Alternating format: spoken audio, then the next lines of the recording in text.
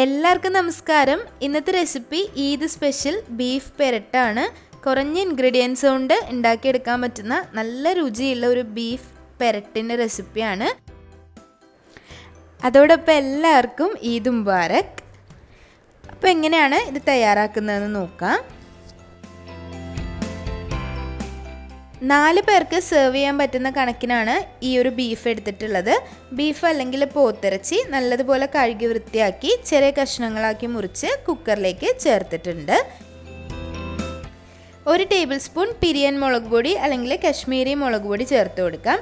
എരിവ് കുറവായിരിക്കും, പക്ഷേ കറിക്ക് നല്ലൊരു കളർ കിട്ടാൻ വേണ്ടിയാണ് ഈ ഒരു പൊടി ചേർക്കുന്നത്. 1/2 ടേബിൾ സ്പൂൺ കുരുമുളക് പൊടി ചേർത്ത് കൊടുക്കാം. 1/4 ടേബിൾ സ്പൂൺ മഞ്ഞൾപ്പൊടി ചേർത്ത് കൊടുക്കാം. ആവശ്യത്തിനുള്ള ഉപ്പ് ചേർത്ത് കൊടുക്കാം. 1/4 ടേബിൾ സ്പൂൺ മല്ലിപ്പൊടി ചേർത്ത് കൊടുക്കാം. ഏകദേശം 1 ടേബിൾ സ്പൂൺ വെളിച്ചെണ്ണ കൂടി ഒഴിച്ചു കൊടുക്കാം. അതിനുശേഷം കൈ ഉപയോഗിച്ച് നല്ലതുപോലെ ഇതൊന്ന് മിക്സാക്കി എടുക്കണം. നല്ലതുപോലെ എല്ലായിടത്തേക്കും മസാലകളെല്ലാം പിടിപ്പിച്ച് മിക്സാക്കി എടുക്കാം. നല്ലതുപോലെ മിക്സാക്കിയതിന് ശേഷം വേവിച്ചെടുക്കണം. ബീഫ് വേവിച്ചെടുക്കേണ്ടത് എങ്ങനെയാണെന്ന് ഒരുപാട് വീഡിയോസിൽ പറഞ്ഞിട്ടുണ്ട്. കുക്കറിലാണ് വേവിച്ചെടുക്കുന്നതെങ്കിൽ ആദ്യത്തെ ഒരു 2 വിസിൽ ഹൈ ഫ്ലെയിമിൽ വെച്ച് അടുപ്പിച്ചെടുക്കാം. അതിനുശേഷം ഏറ്റവും ചെറിയ തീയിൽ ഒരു 4 മുതൽ 6 വിസിൽ വരെ വെച്ചിട്ട് വേവിച്ചെടുക്കണം. ഓരോരുത്തർ എടുക്കുന്ന ബീഫിൻ്റെ ഒരു വേവിനനുസരിച്ച് വ്യത്യാസം ഉണ്ടാവും. അതുപോലെ കുക്കറിൻ്റെ ഒരു പ്രഷറിനനുസരിച്ചും വ്യത്യാസം ഉണ്ടാവും. എന്നാലും നോർമലായിട്ടൊരു 4 മുതൽ 6 വിസിലൊക്കെ സാധാരണ ബീഫ് വെന്ത് കിട്ടും. ബീഫ് വെന്ത് വരുന്ന സമയം കൊണ്ട് ഒരു മസാല തയ്യാറാക്കിയെടുക്കാം. അതിനുവേണ്ടി ഒരു പാൻ ചൂടാക്കാം. അതിലേക്ക് 2 ടേബിൾ സ്പൂൺ വെളിച്ചെണ്ണ ഒഴിച്ചു കൊടുക്കാം. വെളിച്ചെണ്ണ നന്നായി ചൂടാവുമ്പോൾ അതിലേക്ക് ഒരു 2 സവാള ചെറുതായിട്ടൊന്ന് സ്ലൈസ് ചെയ്തത് ചേർത്ത് കൊടുക്കാം. ചെറിയ 2 സവാളയാണ് എടുത്തിട്ടുള്ളത്. വലിയ സവാള എടുക്കുന്നവരാണെങ്കിൽ അത് ഒരെണ്ണം തന്നെ മതിയാവും. ഈ ഒരു പെരട്ടിലേക്ക് ഒരുപാട് സവാളയും ഉള്ളിയൊന്നും ആവശ്യമില്ല.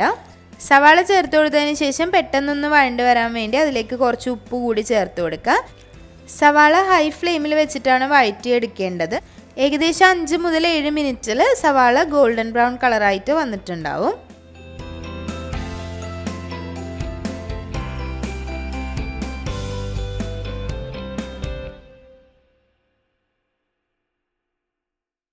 സാധാരണ നമ്മൾ ബീഫ് റോസ്റ്റ് ഒക്കെ തയ്യാറാക്കുമ്പോഴുള്ള ട്രാൻസ്പെറൻറ്റ് കളറിലല്ല, നല്ലതുപോലെ വഴണ്ട ഒരു ഗോൾഡൻ ബ്രൗൺ കളറിൽ തന്നെ ഈ ഒരു സവാള എത്തിയതിന് ശേഷം 1 ടേബിൾ സ്പൂൺ ഇഞ്ചി വെളുത്തുള്ളി പച്ചമുളക് ചതച്ചെടുത്തത് ചേർത്ത് കൊടുക്കാം. 2 പച്ചമുളക്, ഒരു 10 അല്ലി വെളുത്തുള്ളി, 1 ഇഞ്ച് കനത്തിലുള്ള ഇഞ്ചി നല്ലതുപോലെ ഒന്ന് ചതച്ചെടുത്തതാണ് ചേർത്ത് കൊടുത്തിട്ടുള്ളത്. അതിനുശേഷം നല്ലതുപോലെ ഒന്ന് വഴറ്റി കൊടുക്കാം.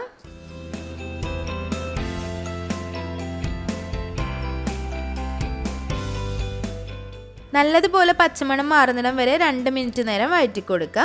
വഴറ്റി കൊടുത്തതിന് ശേഷം ബാക്കിയുള്ള പൊടി ചേർത്ത് കൊടുക്കുക.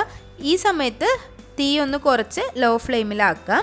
അതിനുശേഷം മാത്രം പൊടി ചേർത്ത് കൊടുക്കുക. 1/4 ടീസ്പൂൺ മഞ്ഞൾപ്പൊടി ചേർത്ത് കൊടുക്കാം. 1 ടീസ്പൂൺ മല്ലിപ്പൊടി ചേർത്ത് കൊടുക്കാം. 1/2 ടീസ്പൂൺ മുളക് പൊടി ചേർത്ത് കൊടുക്കാം. ഇവിടെയും ഞാൻ ഉപയോഗിച്ചിട്ടുള്ളത് പിരിയൻ മുളക് പൊടിയാണ്. 1 ടീസ്പൂൺ ഏതെങ്കിലും ഒരു മീറ്റ് മസാല അല്ലെങ്കിൽ ഗരം മസാല ചേർത്ത് കൊടുക്കാം. 1/4 ടീസ്പൂൺ പട്ട പൊടിച്ചത് അല്ലെങ്കിൽ സിനമൺ പൗഡർ ചേർത്ത് കൊടുക്കണം. ഒരു പ്രത്യേക ടേസ്റ്റും മണവും കിട്ടാൻ വേണ്ടിയിട്ടാണ് ഇത് ചേർത്ത് കൊടുക്കുന്നത്. അതിനുശേഷം നല്ലതുപോലെ ഒന്ന് മിക്സാക്കി കൊടുക്കുക. നമ്മൾ ആദ്യം ചേർത്ത് കൊടുത്ത സവാളയിൽ നിന്ന് ഒരു 1/3 കുറഞ്ഞിട്ടുണ്ടാവും. നല്ലതുപോലെ വഴണ്ട് ഗോൾഡൻ കളറിൽ വന്നതുകൊണ്ട് തന്നെ സവാളയുടെ അളവ് വളരെ കുറഞ്ഞിട്ടുണ്ടാവും. ചെറിയ തീയിലിട്ട് പൊടികളെല്ലാം കരിഞ്ഞു പോവാതെ പൊടികളുടെ പച്ചമണം മാറുന്നത് വരെ നല്ലതുപോലെ വഴറ്റി കൊടുക്കാം. ഇനി അതിലേക്ക് 2 ടേബിൾ സ്പൂൺ ചോപ്പ് ചെയ്തിട്ടുള്ള മല്ലിയില ചേർത്ത് കൊടുക്കാം. ഒരു 2 തണ്ട് കറിവേപ്പില കൂടി ചേർത്ത് കൊടുക്കാം. നല്ലതുപോലെ മിക്സ് ആക്കാം.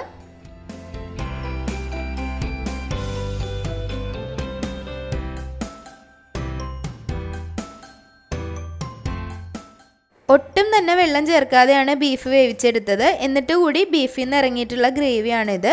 ഇത് നമ്മൾക്ക് ഇതിലേക്ക് ചേർത്ത് കൊടുക്കാം. ഗ്രേവിയും ബീഫും ഒരുമിച്ച് അങ്ങ് ചേർത്ത് കൊടുത്തതിന് ശേഷം നല്ലതുപോലെ ഒന്ന് വഴറ്റിയെടുക്കാം. ഒരുപാട് ഗ്രേവി ഉണ്ടാവില്ല. ഹൈ ഫ്ലെയിമിൽ തന്നെ ഒരു 2 മിനിറ്റ് വെച്ചാൽ ആ ഗ്രേവി ഒന്ന് കുറുകി വന്നോളും. ഒരുപാട് ഗ്രേവി ആയിട്ട് ഇത് എടുക്കാതിരിക്കുന്നതാണ് നല്ലത്. എന്നാൽ ഒരുപാട് ഡ്രൈ ആയിട്ടും എടുക്കരുത്. 2 മിനിറ്റ് മാത്രം ഹൈ ഫ്ലെയിമിൽ വെച്ചതിന് ശേഷം മിക്സാക്കി നമുക്കെടുത്ത് മാറ്റി വയ്ക്കാം. ഈ ഒരു കറിയും അപ്പം തന്നെ സെർവ് ചെയ്യാതെ കുറച്ച് നേരം കഴിഞ്ഞിട്ട് സെർവ് ചെയ്യുന്നതായിരിക്കും നല്ലത്. നമ്മൾക്ക് ഒരുപാട് കമൻറ്റ് വരാറുണ്ട് ഇതുപോലുള്ള മസാലക്കറികളൊക്കെ ചേർക്കുമ്പോൾ എങ്ങനെയാണ് ഇത്ര കളർ കിട്ടുന്നതെന്ന്. ഈ ഒരു കളറ് നമുക്ക് നോർമലായിട്ട് കിട്ടിയിട്ടുള്ള കളറാണ്. നല്ല ക്വാളിറ്റിയുള്ള നല്ല കളറുള്ള പിരിയം മുളക് പൊടി ചേർത്താൽ നമ്മൾ ബീഫൊക്കെ തയ്യാറാക്കുമ്പോൾ ഇതുപോലെ നല്ല കളറിൽ കിട്ടും കേട്ടോ. അത് നിങ്ങളൊന്ന് ട്രൈ ചെയ്ത് നോക്കിയാൽ മതി. ഒരുപാട് ആൾക്കാർ കമൻറ്റിൽ ചോദിക്കാറുള്ള ഒരു കാര്യമാണ്. അതുപോലെ ഉപയോഗിക്കുന്ന മല്ലിപ്പൊടിയും നല്ല മല്ലിപ്പൊടി ഉപയോഗിക്കാൻ ശ്രദ്ധിക്കുക ഇതുപോലുള്ള മസാല കറികൾക്കൊക്കെ. അപ്പോൾ എല്ലാവരും ട്രൈ ചെയ്ത് നോക്കുക. ട്രൈ ചെയ്ത് നോക്കിയിട്ട് അഭിപ്രായങ്ങളൊക്കെ കമൻറ്റ് ബോക്സിൽ അറിയിക്കുക. ഈ ഒരു കറി ചപ്പാത്തിയുടെയും പൊറോട്ടയുടെയും പത്തിരിയുടെയും അതുപോലെ ചോറിൻ്റെ കൂടെയും നെയ്ച്ചോറിൻ്റെ കൂടെയൊക്കെ അസൽ കോമ്പിനേഷനാണ്. വീഡിയോ എല്ലാവർക്കും ഇഷ്ടമായെന്ന് വിചാരിക്കുന്നു. വീഡിയോസൊക്കെ ഇഷ്ടമാകുന്നുണ്ടെങ്കിൽ ലൈക്ക് ചെയ്യുക, ഷെയർ ചെയ്യുക, സബ്സ്ക്രൈബ് ചെയ്യുക. അതുപോലെ നിങ്ങളുടെ ഫ്രണ്ട്സിനും ഫാമിലിക്കും ഒക്കെ ഒന്ന് ഷെയർ ചെയ്ത് കൊടുക്കുക. ഇനിയും നല്ല നല്ല റെസിപ്പികളായിട്ട് വരുന്നതായിരിക്കും. അതുവരേക്കും താങ്ക്